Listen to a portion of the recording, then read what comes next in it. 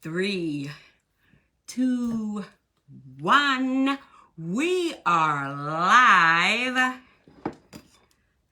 with Jackie Dickens Walker doing Resilience Beyond Me. Confidence is key, and the workshop, well, it's free. And this is day two. Day two of the workshop. Day one is hanging here as well. And I will be organizing those so it's easier to navigate. We are working through the new process, which is quite exciting. All right, and I am getting set up here. So yesterday was day one. I introduced myself. I'll go through that a little bit for those of you that don't know me. And if you're inside this group, my guess is that you do know me. And maybe we've worked together, or maybe we're working together right now on this major moving marketing machine called social media. All right, day two. My name is Jackie Dickens Walker. I am an event host. I am a confidence and leadership mentor. I'm a motivational speaker. I'm a mother of five, retired Navy and Army, and I facilitate workshops like this one, and this is day two. I welcome you to my world if you're new, and for those of you that have been in my world, it's so good to be here with you, and I love seeing familiar faces that I haven't seen in a while. It's a joy. It's a joy.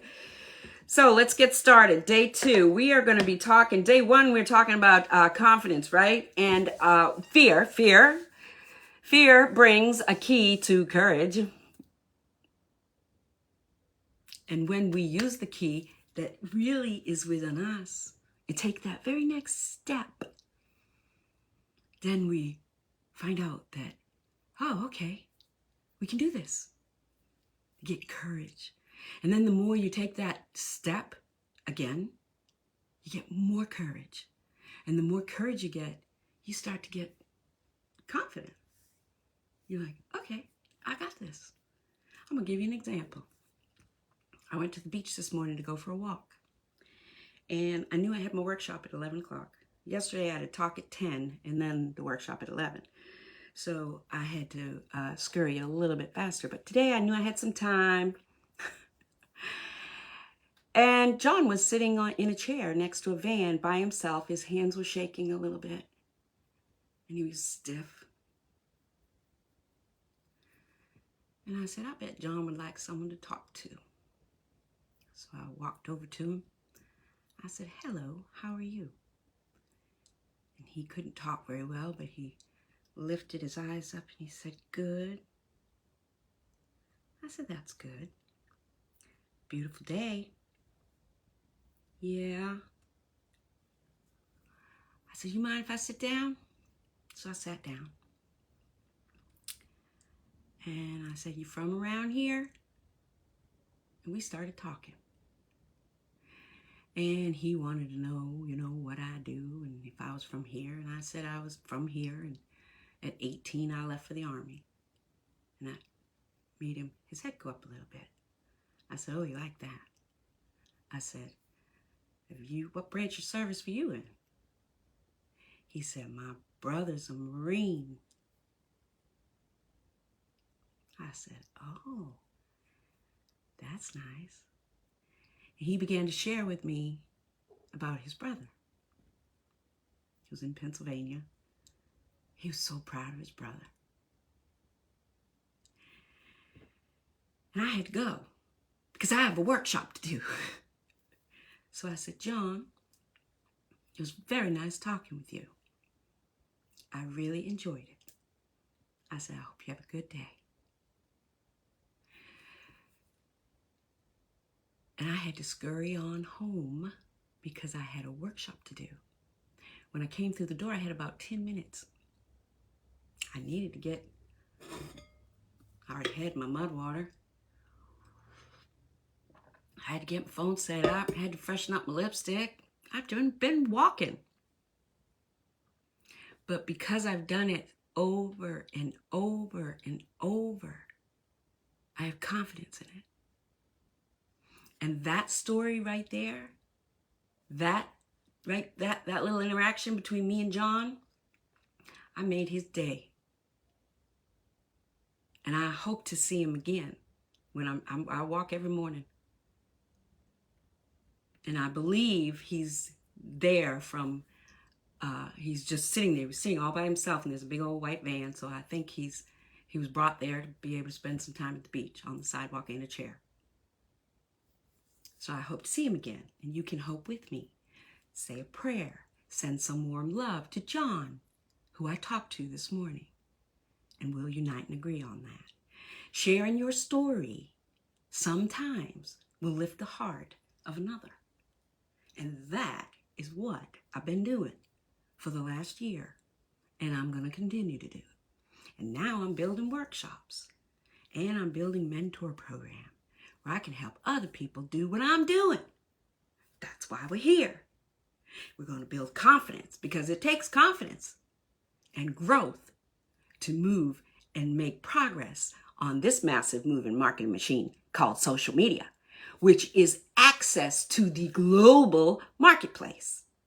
Transformational coaches, mentors, speakers, that's a huge industry. And we need more. Can you tell? In looking at things that are going on, we need leadership. And this that I'm going to talk about right here is all stemmed to leading yourself first. I am going to start into a story, and then I'm going to break down how you can see the transition from what I needed to do in order to keep doing what I had to do. All right. So at the age of 18, I'm going to recap a little bit for those of you that don't know. At the age of 18, I left a small town in Maine, headed for Fort Dix, New Jersey. Went through boot camp, training in Arizona, then I headed off to Hawaii from the first duty station.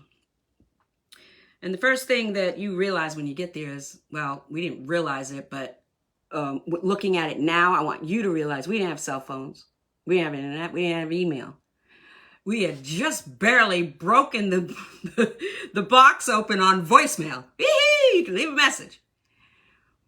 We had pay phones and collect calls. And that was how you communicate back home. Now, I'm from this little small town in Maine. I know I sound like I'm from the South. I'm from Southern Maine. I am from this little small town in Maine, and I'm going all the way to the Pacific on an island. Very different. And I had seen a few things like the plane, that show, and for like island things in Walt Disney and stuff like that. The Swiss Family Robinson, the different shows. But we didn't have Google Maps. We didn't have the opportunity to be able to just Google and say, oh, well, I want to see what it looks like in Djibouti, Africa. I didn't have that ability. We didn't have that then. This was the 80s. So I show up, and the one thing you do have is where you're from. So whenever you meet somebody, it's, oh, where are you from? Oh, I'm from Maine. Oh, okay, I'm from Vermont. Oh, well, we're homies. Anyone from New England? We're homies. Then the next time you see them, say, hey, homie, how you doing? You're friends instantly. It's a form of networking. We were making friends, and you needed to because you didn't know anybody. So now I got my friends, building my friends. And one of my homies says he tried to go, wait, we're not going down that path. No, I did that yesterday. So then, oh, wow, I'm going down the road. Once I get started, it's hard to turn me off. So I was in the Army for 5.5 years. If you want to hear about air assault, do day one. You'll see day one. That's air assault school. And that's how I got into air assault school. One of my homies said that he didn't pass and it was so hard. And I said, well, how hard is it? And I said, well, I'll do it with you. And then I did it with him and he still didn't pass. Anyway, we weren't much friends after that. I think it kind of irritated him that I had a air assault badge on my uniform. Anyway, so I finished the Army, got out of the Army, got married, had 5 children. And then shortly after now while I'm having those 5 children, 4 of them were year after year after year after year. So I wasn't working. And then after my 5th child, which was about 3 years later, that was it. Though all 5, got 5 children now. And once that 5th child turned 4, I knew for sure that, yeah, I'm going to be a single mom with 5 children. And I was. Now, after being out of the workplace, that start in the Army was a beautiful kickstart. And now looking back, that was the foundation for my career. My thriving career in the military, both in federal service, private industry, as well as the military. Been in them all. But at the time, when I was just coming back from, making babies, and now they're getting older, and my 4-year-old's getting ready to go to pre-K, and I'm a single mom. I gotta go to work. Well, these qualifications I had from the Army, I didn't have a degree, no formal education, just what I'd learned in those 5.5 years, which was a lot. They were very valuable, but they weren't seen that way in the marketplace. Anyone ever experienced that after we come back from having our children, right? So I was making probably about $7 an hour. Now this particular day, the buses had come and gone. I'm a little hungry, been on the beach. Buses had come and gone, and there was still dew on the grass. And I was sitting on my sofa, and I couldn't get up. Been about 2 hours. Couldn't get up. I kept thinking, I had my bills sitting next to me, and I kept thinking, how am I going to raise these 5 children? How am I going to do this? I didn't know how I was going to do it. I would go from the sofa to my knees, crying.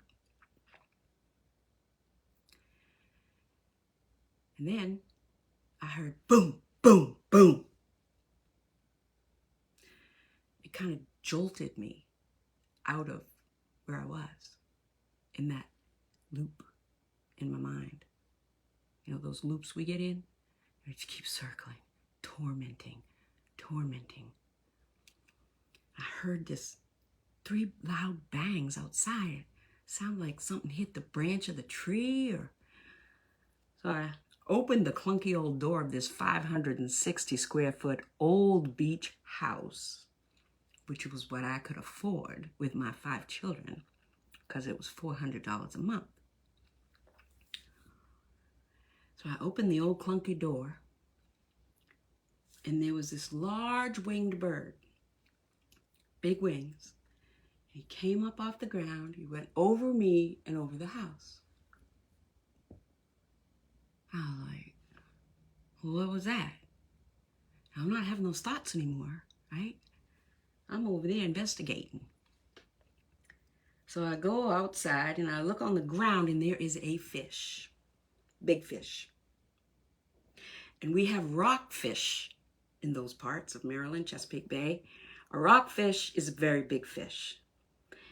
And when I got close enough, you saw that the claws from the bird had pulled the flesh off the side of the fish. And it was looking right at me on the floor, on the ground.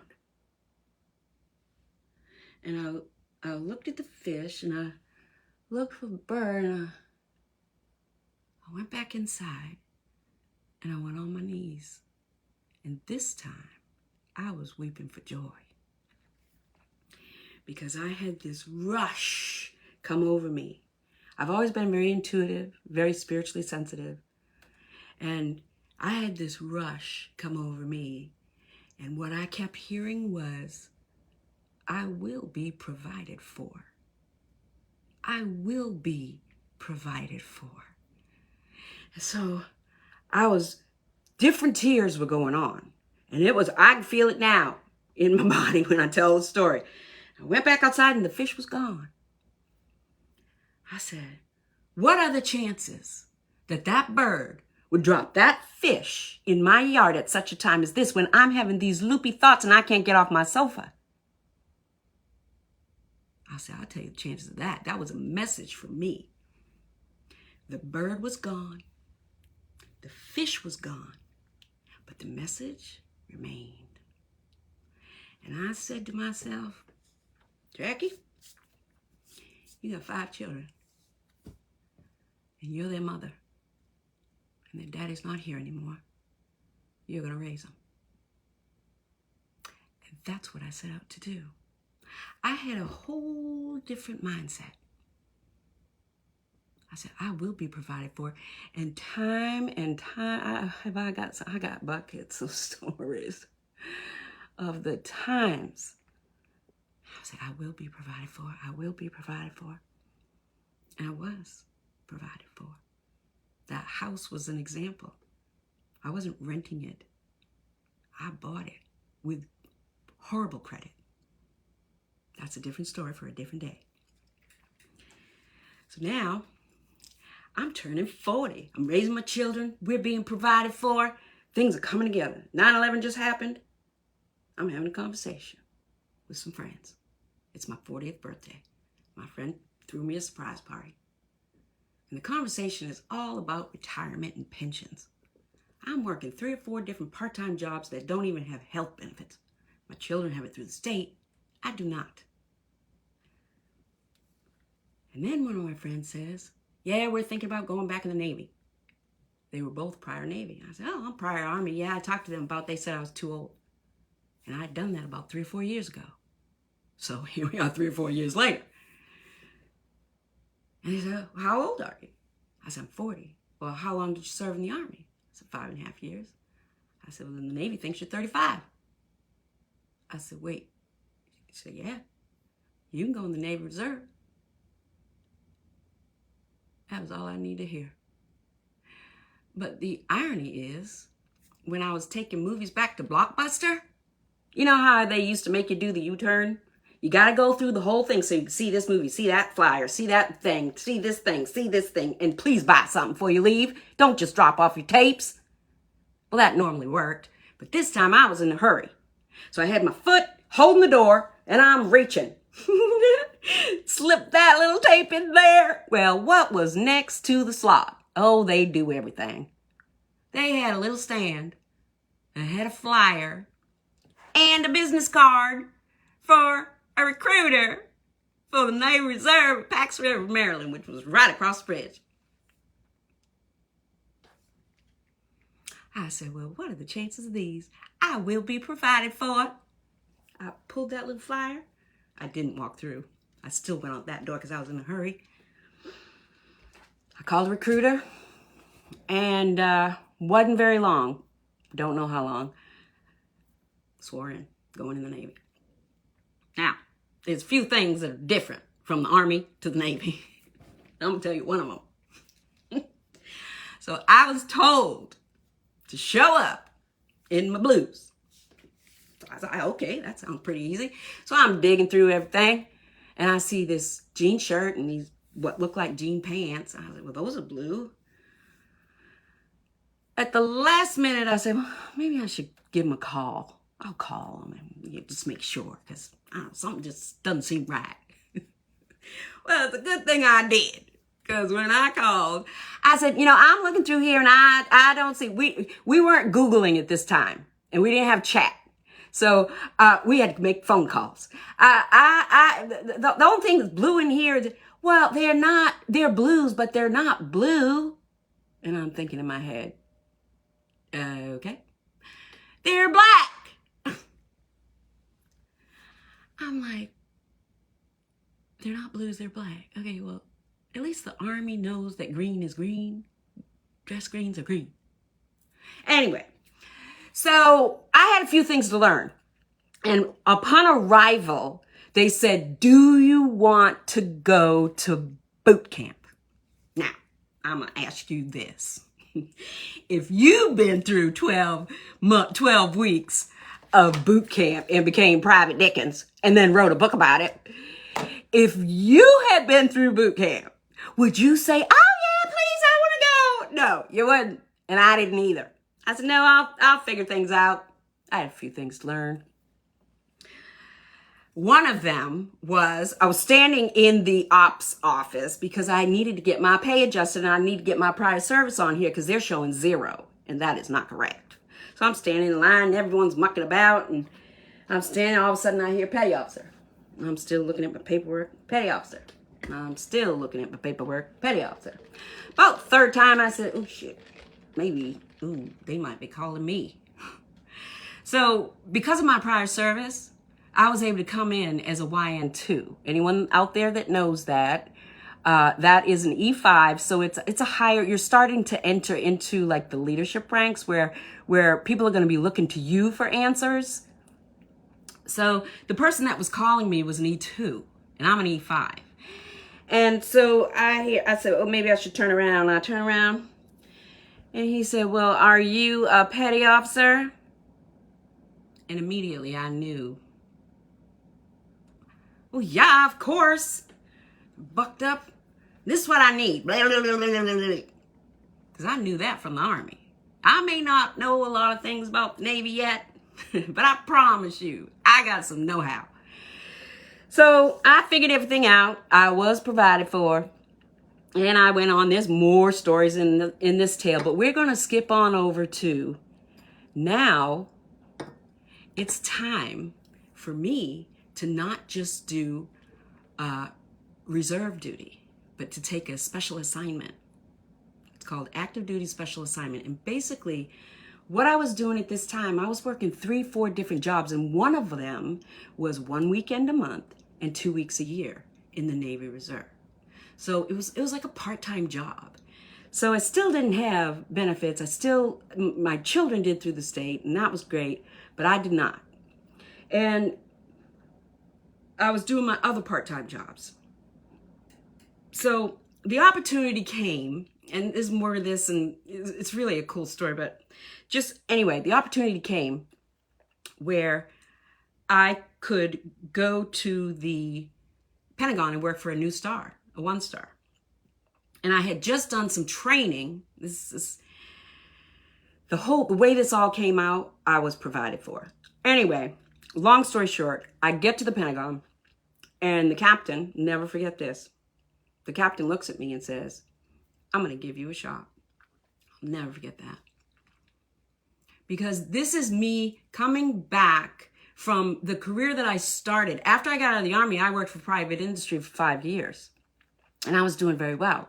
And then when I got pregnant, and I was pregnant again, it was time for me to go home and do the homemaker. But I had 10 years of first 5 military, second 5 private industry. So I had a lot of foundation in what happens. And I was in and out of the Pentagon during that time. So me going and working in the Pentagon, that didn't seem too far for me. I knew how to get from corridor to ring and all that stuff. I knew that stuff. Well, I can do this. I can do this. I had a few things to learn. But I decided on the platform of fear, I was going to take that key of courage. I was going to make that first step. And I was going to move closer. And the more I did that, I'd start building confidence. Confidence is key. So now I'm working for this 1-star. And there's 2 other captains in the office and me. And there's just 4 of us in there. It's the boss's office, then 2 captains and me. And when you come through the door, you see me, then you see the 2 captains, and then the boss's office in the back. And I'm basically like an executive assistant. And I hadn't gone to flag rider school yet, but when he went to Capstone, I went to flag rider school. And I set that whole thing up. And he was like really impressed. And he was like, you got the thumbs up. You can go. And as a reservist, as a reserve in the Navy, active duty sometimes has a chip on their shoulder, I guess, where they think that we're not as valuable as they are. And some of that is because of some of the experiences some people had experienced with other reservists. But some of that is just, it's very competitive in the Navy. And that was a way, if I point out all your failures, that makes me look better, right? If I'm constantly saying, yeah, she can't do that, and she can't do that, and she can't do that, and yeah, he can't do that. If I'm always pointing out somebody else, that's because I'm insecure. And I feel like that makes me higher. That's not a good look. Anyway, so I'm working for him for 2.5 years. My orders are up. And my orders are up, and that's where I'm going. I'm going right back to no job, going back to finding part-time, trying to drum up real estate after the crash, by the way. And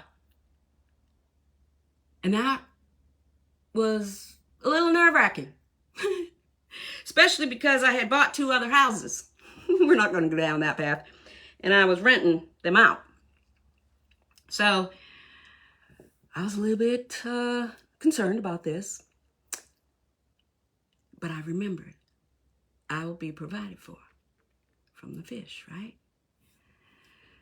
So my friend Connie, who had come and gone, whenever you get to the Pentagon, you got a 15-minute walk. And she would come in and she'd have her heels, like I'm the boss heels, in her bag. And she would have her walking through the Pentagon shoes on her feet. She'd say, Jackie, I'm gonna put this bag over here. You watch my bag for me, okay? I would always watch her bag. And then when she would come out, she would talk to me. She was very nice to me. I was always the lowest ranking person in the room all the time. All the time. At all the meetings. And everybody knew it. And a lot of times people say if I was a fly in the wall, I was a fly in the wall. Oh, I saw a lot of things. And I would watch. I would watch the senior leaders, and then I would watch the next leaders, and then I would watch the people that would come in. And I also watched the way people treated me before they knew who I worked for. Oh, I was very watchful, and I learned a lot. And so Miss Connie, she was so kind. She was always so good to me. And she came out one day and she said, I heard that you're up or something and like you're available for work. Do you have another job lined up? I know the Admiral's going to the Middle East. What are you doing? Are you available?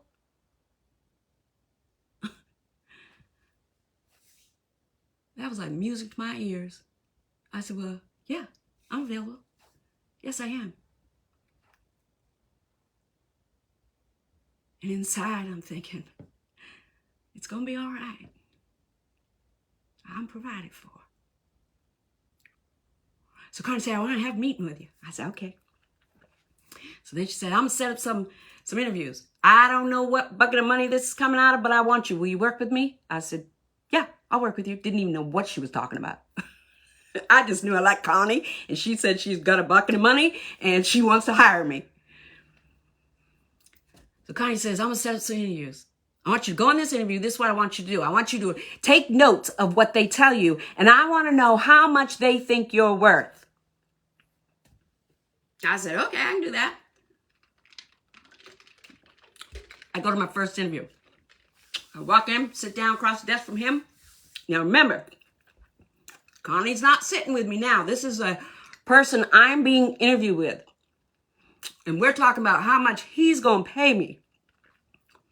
Now, I've been raising 5 children, working part-time jobs, probably making it to the tune of, I don't know, $20,000, $25,000 without my active duty. And that's where I was headed, right back there. So I, in my mind, I wasn't quite confident with what Connie told me I was worth. She said I was worth $75,000. So he begins to look down. Yeah, okay, yeah, I'd say you're going to come in somewhere around 35,000, 40, but probably 35. I was like, okay. And now these little voices in the back of my head. See, I told you. And then those aren't the nice voices. We have nice voices. We all do. And not so nice voices. Those not so nice voices, oh, they were loud and proud. You know you've been raising 5 kids. You've been out of the workplace. Your car barely runs sometimes. You live in a 560 square foot house with 5 children. Of course you're only worth $35,000. So I said, well, that's quite a bit different than what I was told. I appreciate your time. Have a nice day. And I went back to my office. And those voices were ripping and running. So I got back to my desk. And I called Miss Connie like she told me. I said, Miss Connie, I went to the interview.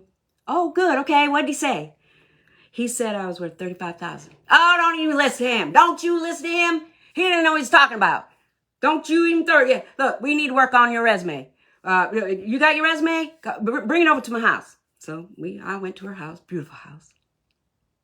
So we're sitting in there and she said, okay, I need to know, tell me, what are your skill sets?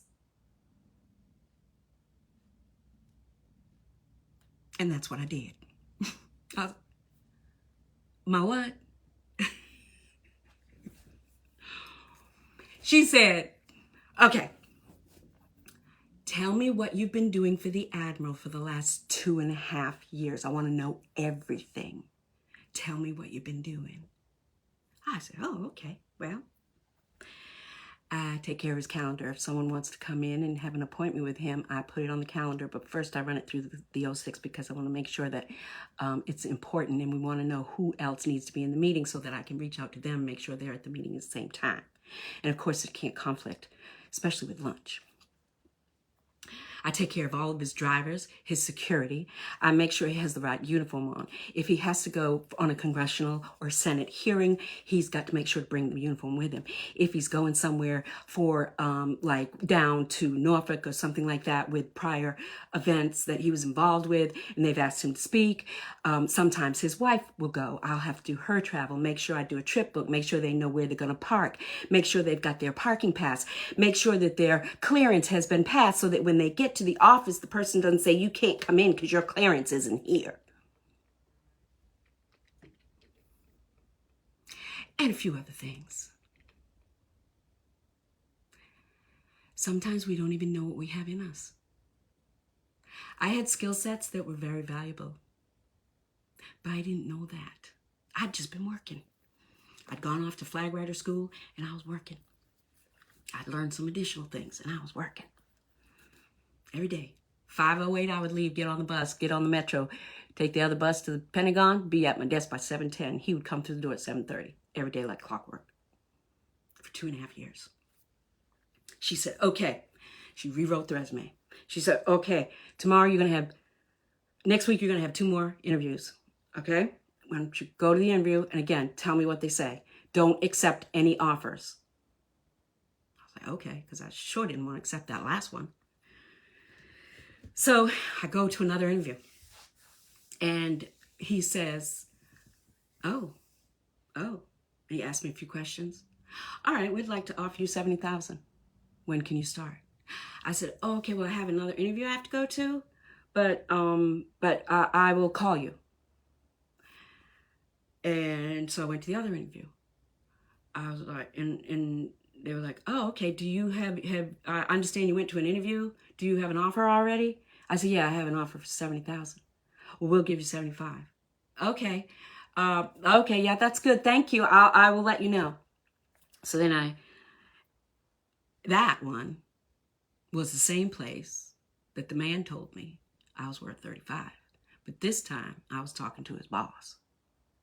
He offered me $75,000. So then I went back to my desk and I called Connie. I said, Connie, I have $75,000. She said, that's okay. You got another interview. So I went to the interview. I understand you got 2 offers on the table. We'll give you $80,000. So I went back. I got a phone call. Is this Jackie Walker? Yep. I understand you're interested and we'd really like to talk to you. Have you made a decision? Not yet. No, I haven't. Do you have any offers on the table? I say yes. Can we have the highest? I say yes. It was $80,000. We'll give you $85,000.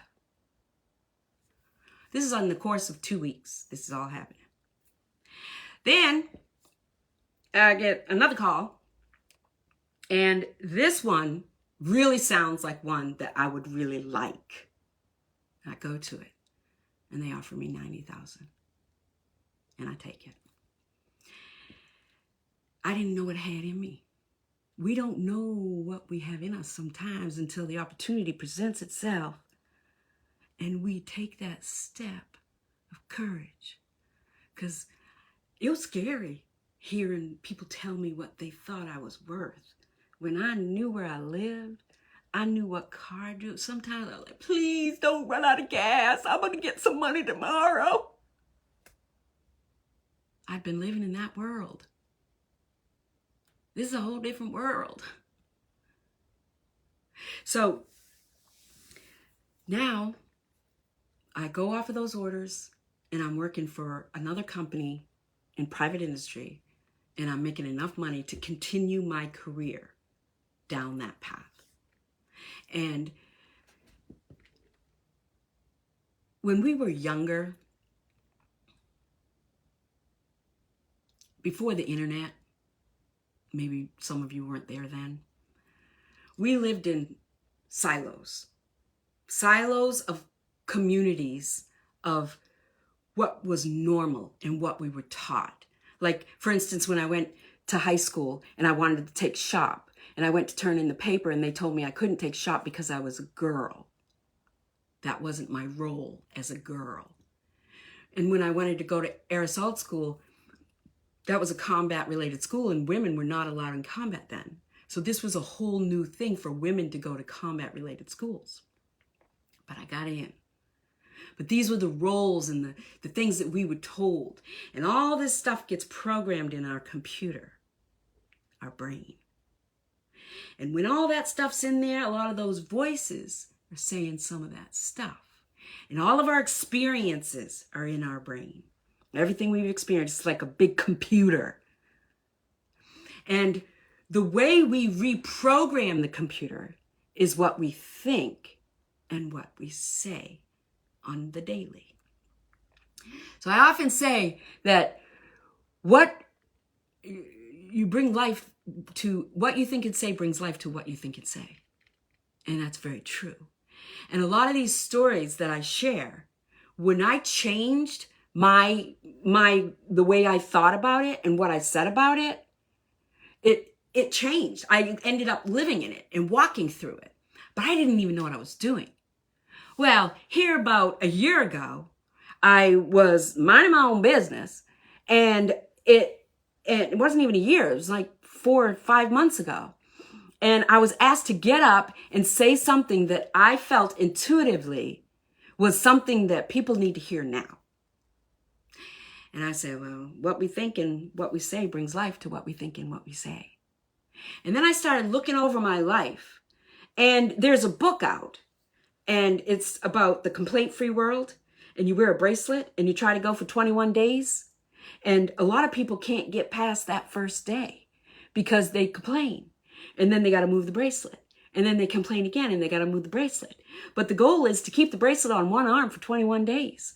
And some people have said it takes 4 to 6 months because we're so programmed with negative fear induced in our brains that it just comes out of our mouth. So when you're really intentional with what you're thinking and what you're saying, those silos that we were in, I remember as a little girl, when I was starting to grow up, one person had said to me, when you go to university, you learn about other silos. And that's how it was. That was how you got out of your little small town and learned about the way other people did things. And now we are a global marketplace. We're not just in our town. No, we are, but we're not just in our state. No, we are, but we're not just in our country. No, we are, but we have access to the global marketplace. And social media is the massive moving marketing machine. But it requires visibility and growth. And the biggest growth it requires is within. When we learn to lead ourselves with what we think and what we say, then when we're in the presence of fear, we'll see that there's a key of courage. Anytime there's fear, there is a key to courage. You just got to take that step. And when you take that step and begin to realize, oh, okay, I can do this, that's when confidence starts setting in. And it takes confidence to do something like this, what I'm doing right here. But this right now, this is a way for people to learn how to do the same. The stories that we have lived in our lives will be just what somebody needs to hear to make their day. Just like John down at the beach.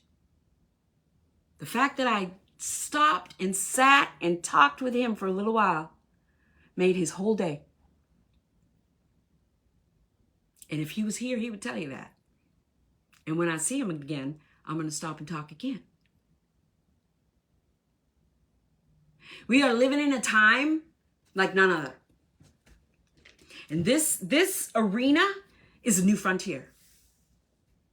And those that are in the arena speaking their truth on this massive moving marketing machine called social media are learning that it can be quite beneficial.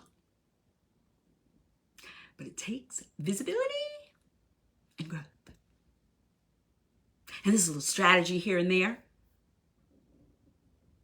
But if you're following me and if you've been watching me for a while, my message is pretty much around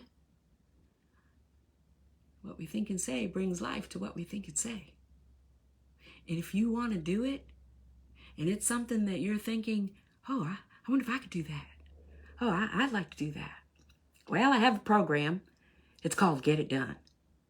And when I was working for that admiral for that 2.5 years, he had a thing that he would call me. He would say, you know what I call you, YN1?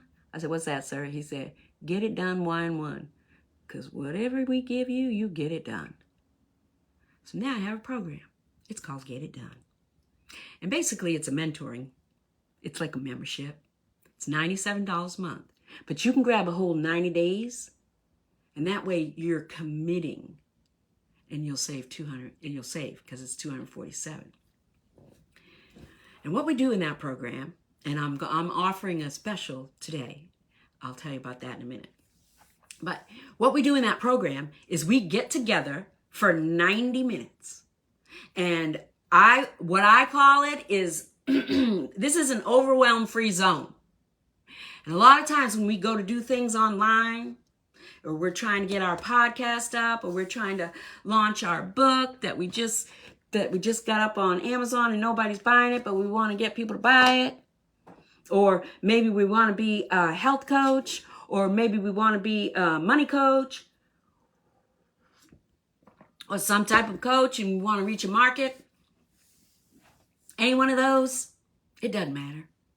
Whatever it is, this stuff you got to get done. And so we work on our own projects, but we work together. It's like we're going to the library and studying together. And we do it on Zoom. And I offer help. This program, Resilience Beyond Menopause, was an event that I created, and I host speakers from around the globe. And in my first year, I had 178 speakers. Round 8 is going to be the 28th. We'll kick that off. But there's been 7 rounds in the first year. And when I started the group, there was 1 in there. That was me. But now there's 900, and I think I checked yesterday. I think it's not, oh yeah, it's 911. There's 911 in there, 911. And 178 speakers. And that takes being visible and growing. But that's what I do. And I'm not done. So those that are in my program, they're calibrating with me. Because I'm giving what I'm living. If I'm doing it in front of you, then I can definitely give you pointers on what it is you're doing as well in this global marketplace.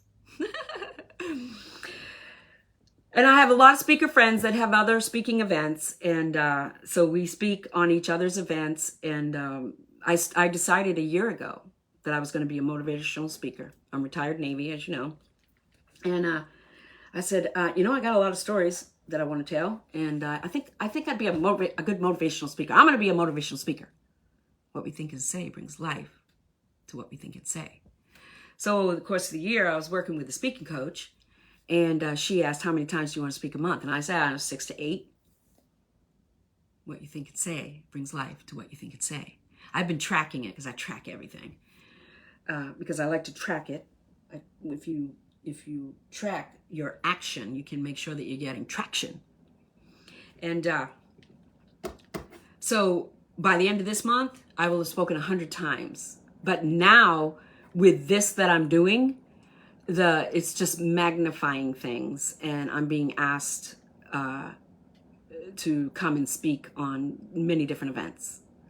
And it's going to get even busier. I know it is. But my passion is my program. I really like my program because I'm able to help people overcome the fear of visibility in this massive moving marketing machine. So what I'm going to do is by midnight tonight, if you get a copy of, if you screenshot any part of this or the graphic at the top of the group and you share it and just say you watched the video and enjoyed it, check it out. You can just share it. You don't have to say anything, but you got to tag me so that I know you did. And you will get a copy of you can get one of my ebooks. Aerosol School was in day 1, and but you can also get 50% off either one if you want to do 1 month for $97, or if you want to grab the 90 days at $247, and you'll get 50% on that.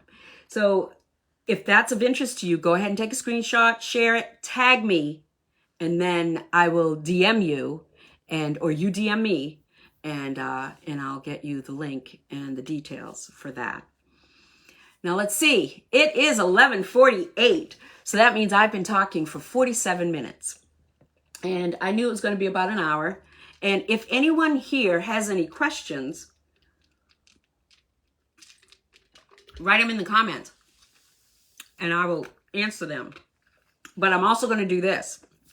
I'm going to host a Q&A, and it's going to be on Zoom. And if you want to come to the Q&A, it's free.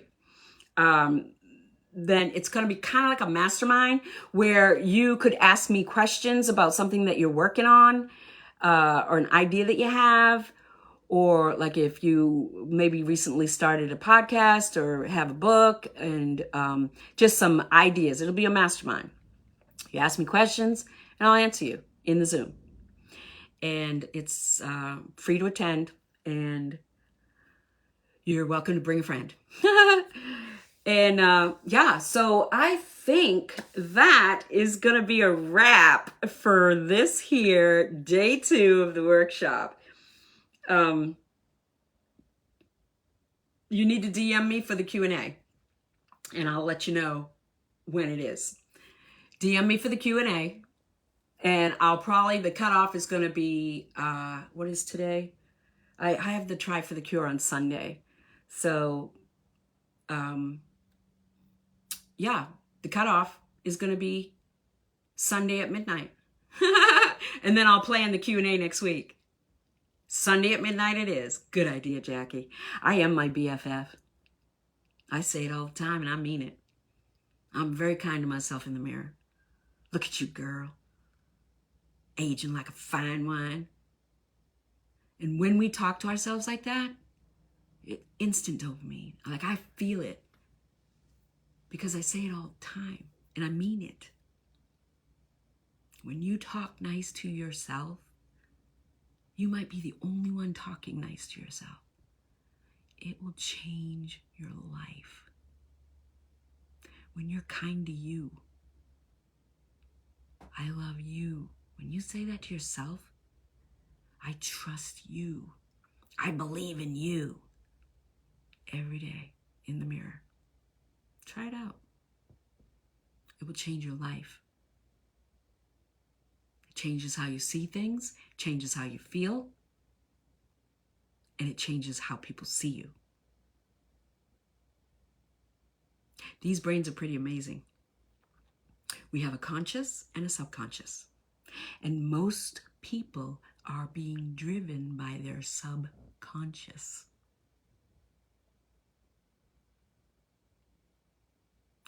Wake up is what I want to say sometimes. Don't let your subconscious drive you. When I was down on the ground weeping, that was my subconscious. Driving the train. I couldn't get off the sofa unless I went to the floor. Then I go back to the sofa. But once I brushed off, these are my 5 children, I'm going to raise them. And I will be provided for. That's the conscious. We want to be intentional with our thoughts. Don't let those crazy, loopy, keep you in a loop thought loose.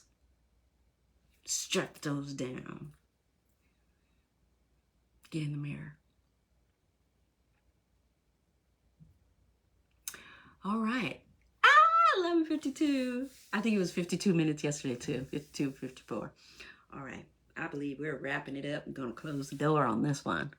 All right. So Sunday, I'm going to be swimming in the Atlantic in Portland, Maine with the Try for a Cure, raising money for women who are battling cancer. And I am the swimmer. And I will swim in the water, and then I will pass the thing to my sister who is a biker, and she'll pass it to her sister who's a runner. This will be our 4th year, and I'll get my 4th medal. And that's going to be the cutoff. Sunday at midnight for the Q&A. All right. Share it and get 50% off by midnight tonight. And send me a DM. I have enjoyed this time with you. I've enjoyed sharing my story. And I believe that it will do what it was sent to do. You be encouraged and be kind in your mind to yourself. Be nice to you. For now, I'm going to have to say ciao, and we'll see you soon. Ciao.